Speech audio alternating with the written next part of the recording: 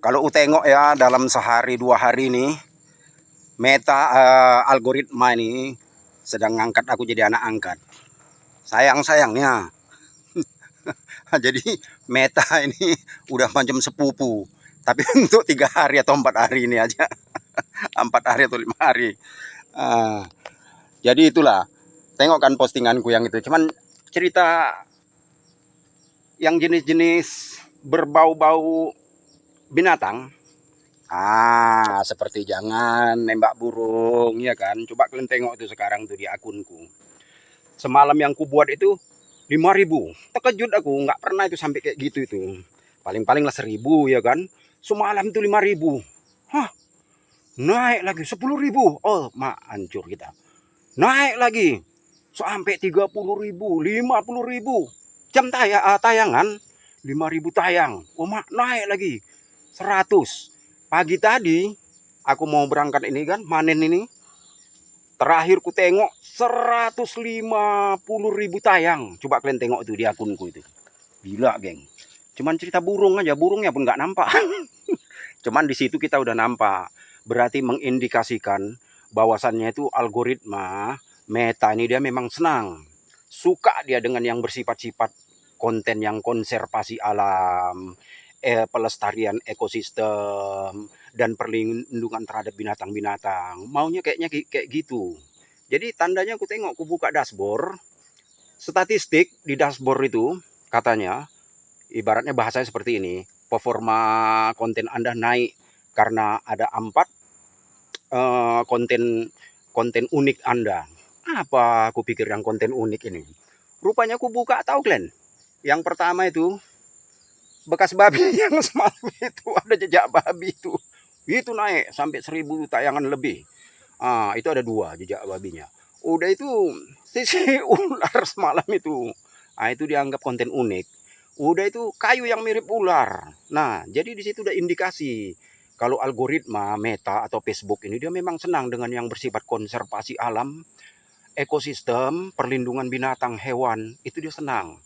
Nah, makanya kalian yang di kota, kalau nggak ada hewan-hewan seperti itu, kalian carilah cicak-cicak di rumah, dapat kalian ikat-ikat ekornya. Atau yang seperti macam di Jawa Timur itu kan ada yang langka-langka itu seperti tokek, asal malam dia bunyi-bunyi tokek, tokek. Itu kan binatang langka itu, Sumatera nggak ada itu. Tokek-tokek yang bunyi malam bisingin orang tidur itu. Buka di balik lemari itu, dia tangkap. Ceritakanlah. Ini tokek ini banyak diekspor ke Jepang atau kemana pun dibuat obat, nggak tahu obat apa. Jadi banyak, kita itu harus, ya dikatakan kita itu harus ini, inspiratif, kreatif. Karena kalau ku tengok-tengok postingan yang banyak itu naik apanya memang yang tentang konservasi, yang mirip-mirip berbau-bau hewan, berbau-bau binatang. Algoritma sedang ngintip-ngintip itu. Jadi nggak tahu lah, paling-paling ini dalam 3 hari 4 hari inilah. Yang herannya, rotasi interaksi itu masih berjalan nih sampai sekarang nih. Itu belum kubuka lagi nih. Aku belum buka Facebook lagi. Masih berjalan interaksi itu.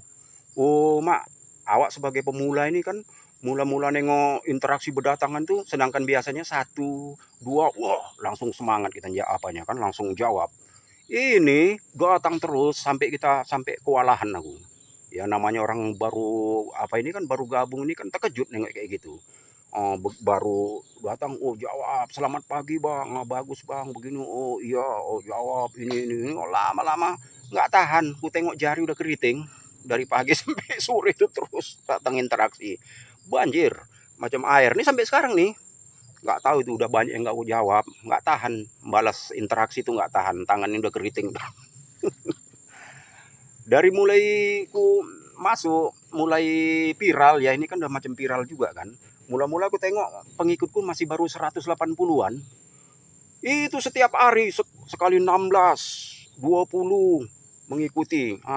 Si Anu udah mengikuti Anda, ini udah mengikuti Anda. 20 orang udah mengikuti Anda. Sekarang udah 500 lebih itu pengikutku itu. Padahal awalnya cuma dari 180-an. Gara-gara satu konten yang viral. Nah, makanya ciptakanlah konten yang unik. Jadi yang unik ini yang biasa viral-viral ini. Yang maksudnya unik itu cemana? Yang tidak umum. Yang kurang umum, itu unik, kurang populer. Unik bukan berarti kurang populer dan kurang umum ini dia nggak hebat, hebat. Karena kalau yang namanya unik ini kita tidak mencontoh, membuat sesuatu yang belum ada. Nah, seperti itu. Jadi memang harus kalian buat tuh. Mau tak mau harus kalian buat lah itu. Buat hal-hal yang unik-unik. Udah itu pesanku, nggak usah bahasa itu terlalu apa kali, formal kali, pakai-pakai bahasa terlalu intelektual kali. Orang muak, ikan kita udah nggak heran bahasa intelek ini di TV-TV pun orang pakai bahasa intelek. Bahasa itu bahasa-bahasa yang bahasa harian aja, bahasa tradisional kalau perlu. Bahasa-bahasa yang ya katakanlah bahasa-bahasa yang pasaran, bahasa deso, bahasa tiap daerah kita itu aja gunakan. Nggak usah terlalu formal-formal kali. Nggak begitu apa orang. Karena kan FB Pro ini untuk menjangkau orang sampai ke bawah itu. Yang dijangkau ini kan orang-orang ini kadang-kadang kan bukan orang apa, bukan orang yang sekolahan, bukan orang yang intelek, bukan orang yang dia paham ini paham itu. Banyak yang masih nggak, bahkan yang nggak ngerti ngomong, nggak ngerti itu. Nah, kebetulan dia pegang HP, kebetulan dia gabung di FB Pro. Nah, yang itu. Jadi dia mau menjangkau itu, kita pun harus sesuaikan. Bahasa yang kayak gitu juga harus kita telusuri. Bahasa yang begitu-gitu juga yang harus kita pakai. Banyak itu kreator besar itu yang berbahasa-bahasa bahasa-bahasa desa yang gitu aja. Nggak usah terlalu formal-formal kali. Nah, jadi inilah rasanya konten kita itu naik viral ya. Aku pun kaget juga. Biasa-biasanya kontenku itu nggak pernah aku bagikan. Hah, aku tengok 40. Sudah 40 kali dibagikan. Ini udah naik 50 kali dibagikan. Wah, lebih lah sekarang. Nggak tahu juga siapa yang bagikan. Terima kasih banyak juga lah pada klien-klien yang udah membagikan konten aku itu. Alhamdulillah. Tapi ya ini, semua itu karena kita udah diintip, dilirik sama algoritma. Jadi algoritma itu bekerja secara diam-diam, secara di belakang layar. Ibarat macam kita ini punya perewangan, punya ilmu. Nah, bergerak ini kok macam enak kali, macam ringan kali, macam ada kekuatan yang tak nampak. Rupanya algoritma itu kan udah dibilang sistem algoritma itu kerjanya kan kalau 10 misal kata diposting, dia 10 konten naik di upload, dia akan membagikan kepada 100 orang. Nah, ditengok responnya dalam 100 orang itu. Kalau kira-kira responnya itu baik, dibagikannya lagi dari 100 ke 1000. Responnya bagus lagi pada audiens itu, dibagikannya lagi dalam 1000 ke 10.000. Begitulah seterusnya, 10 kali lipat semuanya. Jadi mungkin itu, selagi kita memang direspon, konten kita di luar sana itu, direspon oleh audiens yang nggak kenal-kenal kita, algoritma mantau, dia terus bagikan, sebarkan. Nah, kalau konten itu memang viral, ya sampai ke internasional. Jadi nggak usah takut bahasa kamu nanti kan kalau udah go dia itu kan udah keluar apanya biasanya tuh teks secara bahasa Inggris. Tuh, udah itu nggak usah takut bahasa Indonesia kita itu. Kenapa dia bisa menjangkau sampai ke luar negeri, sampai kemana-mana itu? Orang Indonesia di seluruh dunia ini ada. Jadi orang Indonesia yang ada di seluruh dunia itu kan main FB Pro juga. Dia kan tahu bahasa Indonesia. Dari mereka-mereka inilah terus menyebar. Nggak usah takut. Apalagi kalau kau tahu luar negeri itu seperti New Zealand, Suriname. Suriname itu isinya itu orang Indonesia. Orang yang dulu dibawa Belanda ke sana. Nenek-nenek moyang orang Jawa, orang apa semua dibawa ke sana. Jadi sekarang Suriname itu isinya orang Indonesia yang udah lahir di sana semuanya itu.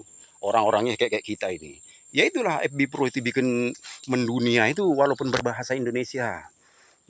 Masuk kontenmu ke Jepang, alah mah ribuan orang Jepang ini, orang apa ini ribuan banyaknya. Nah, masuk lagi kontenmu kalau mau ke India, mau ke Arab, apalagi Arab Saudi. Orang Indonesia tuh, oh ampun lah banyaknya. Jadi di situ nggak usah takut kau kalau nggak tahu bahasa Inggris, nggak tahu tentang bahasa intelektual, bahasa ini itu, udah mainkan. Jadi bikin konten yang unik, seunik mungkin. Makanya kan banyak konten viral itu kan, saking inginnya viral, panjatnya pokok tinggi-tinggi. Konten di atas pokok. Ada itu konten kreator besar itu kerjanya menyadap nira kelapa. Udah naik dia ke pucuk kelapa itu, pasangnya lah apanya HP ya diletakkan. Sambil dia kerja di atas sana itu konten itu viral, orang mau nengok yang unik-unik. Udah. Ada lagi yang dibikinnya lagi, nyari madu lebah itu. Siapa namanya itu? Iya kan? Wah, ahli dia. Madu lebahnya nih seperti ini, dipegangnya langsung. Wah, itulah di apanya? Dijadikan konten. Kontennya gila, geng, meledak. Ah, tapi yang udah ahli. Kalau kau nggak ahli, kau buat konten kayak gitu, lebah kau pegang-pegang, bahaya, geng. Aturannya tadinya kau ganteng, macam Sonel Dut, Sanjay Dut. Jadi pulang-pulang karena kena entup tahun macam badut jadinya. Makanya ya, bikin yang viral-viral. Dunia ini lebar, geng. Apalagi yang maaf-maaf cakap, maaf cakap yang di kota-kota ya. Orang kan nengok suasana kota itu udah agak bosan, seperti nengok sinetron.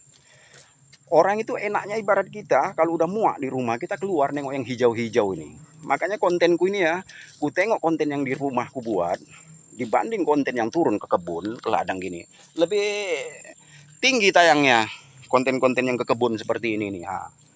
Orang itu memang bosan dengan suasana dalam rumah, itu memang muak. Jadi dia ini mau dibawa keluar. Kurasa algoritma itu macam itu juga, muak dia. Jadi dia mau nengok-nengok ikan, kita bawa dia nengok-nengok sawit, kita bawa ke hutan-hutan dengarkan suara burung. Itu. Jadi buatlah, geng, sedapat mungkin kita buatlah itu yang viral-viral itu. Ini kurasa nih kontenku ini tadi udah 150.000, kurasa ini naik lagi nih. So, tiap hari, geng, pengikut itu ada terus. Padahal biasanya ya, nyari atu, seminggu belum ada satu orang pun yang ngikuti kita. Asik kita aja ngikuti orang. Ini berdatangan, geng. Orang kan penasaran, kalau udah satu aja konten kita tuh naik, orang akan cari akun kita, dibongkarinya akun kita tuh. Bongkarinya sampai ke bawah-bawah itu. Itu udah otomatis jadi pengikut tuh. Asalnya udah bongkar akun kita aja, udah otomatis jadi pengikut. Buatlah kayak gitu. Ini sambil manen-manen macam ini nih aku cari. Manen tadi pagi ya kan. Wah. Buat, geng, buat. Jadi nanti kalau udah viral, disitulah nanti mulai meledak konten apa kita itu. Naik tayangan kita itu. Alhamdulillah sekarang udah naik 500 lebih nih tayangan. Pengikut follower aku. Semalam cuma 150 sampai ke 180 jungkir balik. Buatnya itu jungkir balik. Lompat parit lu, geng. Jungkir balik itu nyari pengikut 150 itu. Perasaan kita kok pelit-pelit kali lah orang ini. Buat kayak gitu aja nggak mau ngikuti kita. Rupanya kena kuncinya. Jadi algoritma itu memang jeli kali dia. Kadang-kadang selalu kita jelek-jelekkan algoritma itu. Rupanya begitu kena. Begitu diliriknya kita, macam ada kekuatan gaib, geng. Macam kita ya kalau cari sampai 150.000 itu cemana? 150.000. Tengok statistiknya lagi di dashboard itu kan. 150.000 itu yang mengikuti yang sampai 1 menit. 1 menit itu ya semalam itu aja, sore semalam itu sekitar 1.500 yang menonton tayangan semenitnya itu. Ada 1.500 orang. Kalau tayangan 3 detiknya itu udah sampai 5.000 atau berapa. Jadi 3 detik awal itu kan itu hook itu. Makanya hook itu yang kita memang harus kencang di situ. Hook itu penarik. Jadi selain kalimat-kalimat yang menarik orang, suara kita ini jangan ditahan-tahan. Plong, keluarkan, spontan. Ini hook nih. Kan udah dibilang nyawa kita itu, harapan kita itu 3 menit, 3 detik awal. Kalau 3 detik awal di situ kita nggak lulus ujian, di scroll orang, naik, habis kita, nggak ditonton orang. Tapi kalau udah 3 detik awal, orang udah melihat, ada yang unik, ada yang apa, karena mungkin kata-kata yang sifatnya bertanya atau yang penasaran, itu penariknya itu. Jadi kau buatlah konten itu, nggak usah kau formal-formal kali, itu malah membuat kau kaku nanti jadinya. Spontan, seolah-olah keluar begitu aja, bral. Itu yang dicari orang itu. Spontanitas. Udahlah biar ku siapkan dulu manen aku ini. Orang rumah itu payah tuh.